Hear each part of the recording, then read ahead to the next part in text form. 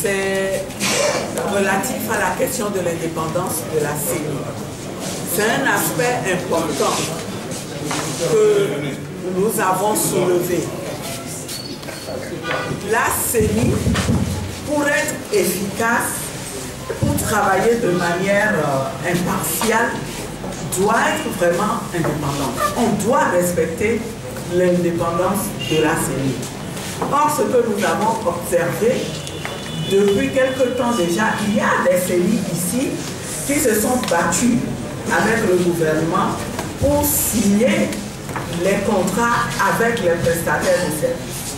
Mais déjà, depuis quelque temps, avec certaines CENI, on a remarqué que le gouvernement a pris l'habitude d'aller signer lui-même un contrat avec une société, la même société qu'on utilise jusqu'à présent, Zetex, sans même que la CENI n'ait un droit de regard sur le contenu du contrat. Et nous disons que ce n'est pas normal.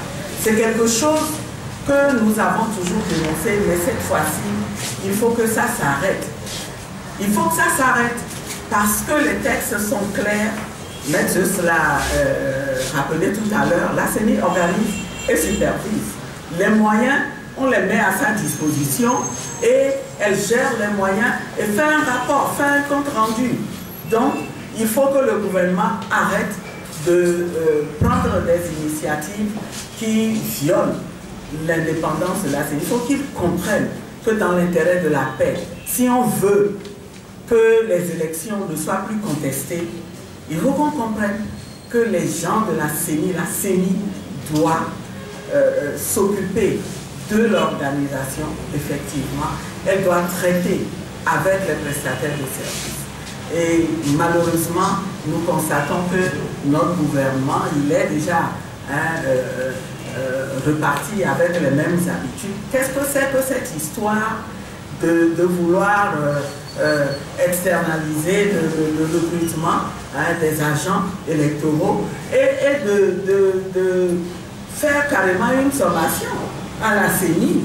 Comment on peut demander aux gens, en réalité on ne laisse aucun choix à la CENI, on lui demande de choisir entre Provona et l'ANPE.